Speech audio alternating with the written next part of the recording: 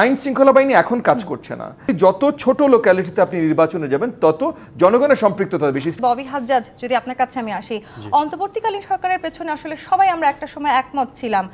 5 অগস্টের সেই সময়টার কথা বলছি, আপনি নিজে আসলে তরুণদের সাথে সেই সময়টাতে মাঠে কাজ করেছেন।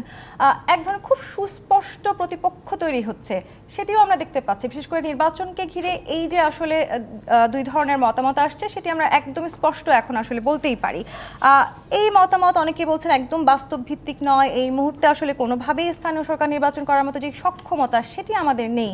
রাজনৈতিক দলগুলো বলছে যেভাবেই হোক জাতীয় নির্বাচন আগে সম্ভব। আবার যদি আমরা আসলে এই পরিসংখ্যানের দিকে তাকাই, সাধারণ মানুষ বলার চেষ্টা করছেন তারা আসলে দীর্ঘদিন তাদের আসলে জনগণের যেই ধরনের সুযোগ সুবিধা পাওয়ার কথা জনপ্রতিনিধিদের কাছ থেকে সেটি পাননি। তার মানে অনেকগুলো মতামত আছে আসলে, কিন্তু জনগণের পালস বোঝার জন্য আসলে সবচাইতে জরুরি কোনটি, কোন নির্বাচন এই মুহূর্তে আপনি মনে করেন? আপনাকে অসংখ্য ধন্যবাদ তাসনুভা তন্নি। একসাথে আপনাকে এবং আমার বিজ্ঞ সহ-আলোচক সহ ডিবিসির সকল শ্রোতাকে আমার সালাম এবং শুভেচ্ছা। আমি BBS Bangladesh bureau of statistics নিয়ে যদি আলোচনাটা শুরু করি, তারা 3 দিনের একটা পোল করেছে, 20, 21, 22 3 দিনের একটা পোল করেছে। এর মধ্যে কয়েক হাজার রেসপন্ডেন্টসদের তারা সার্ভে করেছে। এর কয়েক হাজার রেসপন্সেসের সার্ভে করার পর তারা একটা পোলের রেজাল্ট আমাদেরকে দিয়েছে।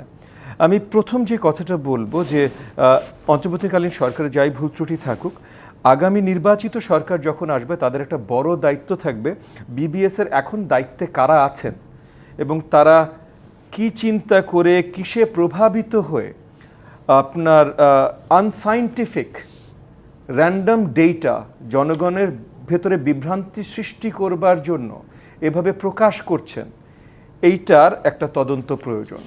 কারণ যারাই একটু বিজ্ঞান সম্বন্ধে সচেতন জানেন যে অনেক রেসপন্ডেন্টস নিয়ে 3 দিনের ভেতরে একটা র্যান্ডম স্যাম্পলিং পোল করা সম্ভব না, এবং একটা পোল যদি আপনার কোনো রিয়েলিস্টিক রেজাল্ট মানে ব্যুরো অফ স্ট্যাটিস্টিক্স না, তো স্ট্যাটিস্টিক্যালি রেলেভেন্ট কোনো একটা রেজাল্ট যদি দিতে হয় তাহলে সেটা র্যান্ডম স্যাম্পলিং হতে হবে। র্যান্ডম স্যাম্পলিংয়ে 3 দিন এটা সম্ভব না। আমরা অনেক করেছি, আমরা তো ভাই মানে বিজ্ঞান কেন্দ্রিক কাজ করি, তো এটা সম্ভবই না। একই সাথে ওনারা যেই জায়গাটায় বলেছেন যে 65% লোকাল নির্বাচন আগে চায় রেসপন্ডেন্টস, সেই একই সার্ভেতে তারা বলেছেন 72% জানেই না যে লোকাল নির্বাচন মার্কায় হয় কিনা।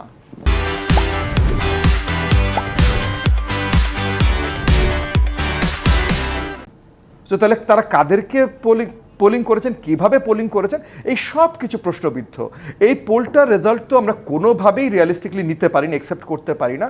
দ্বিতীয়ত, একটা সরকারি প্রতিষ্ঠান, এর আগে গত কয়েক মাসে এরকম আরও পোলিং হয়েছে, সেগুলো সরকারি প্রতিষ্ঠান না, প্রথম আলো দ্বারা হয়েছে বা অন্য কারো দ্বারা হয়েছে, সেগুলো ঠিক আছে, বাট সরকারি প্রতিষ্ঠান এই ধরনের ভুল তথ্য যখন ছড়াবে তখন এটা বড় দাগে বিভ্রান্তি সৃষ্টি করে।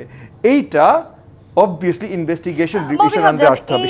এর পরে আসি না আমি, আচ্ছা সরি, আপনি শেষ করুন। যে জরিপের কথা আপনি বলছেন বা বিভ্রান্তি হতে পারে, সেটি খুব কম দিনের মধ্যে করা হয়েছে, কিংবা মাত্র হয়তো তারা 46,000 মানুষের উপরে এই জরিপ করেছে। সেই সংখ্যা 46,000 জরিপ হিসেবে মাত্র না, 46,000 আপনি যখন একটা এত বড় পপুলেশনের জরিপে যাবেন তখন আপনার মার্জিন অফ এরার 2 to 3% থাকে, তার মানে এটা খুব ভালো জরিপ। এইটা 3 দিনের ভেতরে বিশ্বের সবচেয়ে ভালো, সবচেয়ে বৃহৎ আপনার ওই কি বলে নাম এই পোলিং এজেন্সির দ্বারাও সম্ভব না। এই জরিপ যদি আপনাদের পক্ষে আসতো, মানে আপনারা যা চাইছেন সেটাই আসতো, তাহলে কি এই জরিপ ঠিক হতো? পক্ষে বিপক্ষে না, যেটা সত্যি সেটা সত্যি, পক্ষে বিপক্ষের বিষয় না ভাই। পদ্ধতি নিয়ে কথা বলছেন। হ্যাঁ, আমাদের এমন অনেক সময় হয়েছে যে আমাদের পক্ষ নিতে চেয়েছে অগণতান্ত্রিক সরকার, আমরা তখন অগণতান্ত্রিক সরকারকে গণতান্ত্রিক বলিনি।